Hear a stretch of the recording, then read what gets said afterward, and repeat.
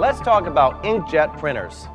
Now, inkjet printers are somewhat similar to laser printers, but there are no drums or toner cartridges.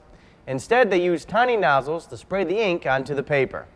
There are two basic types of inkjets: thermal inkjets and piezo inkjets.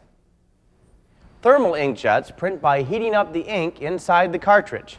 The ink cartridge is heated to form ink vapor bubbles. The bubbles pressurize the internal chambers of the nozzles, and the ink squirts out from the nozzles to print on the paper. Bubble jet printers use this technology as well. Piezo inkjets, on the other hand, use special crystals in the ink nozzles. Piezoelectric crystals change shape when you apply voltage. Inside the nozzle, ink is immersed in piezoelectric crystals. When voltage is applied, the crystals change shape, squeezing the ink out of the nozzles to print images on paper. Troubleshooting inkjets is less complicated than with laser printers because fewer parts are involved. The most common causes of faded printout are either an inkjet that's low on ink or nozzles clogged with ink. Replacing the ink cartridge clears up either situation immediately.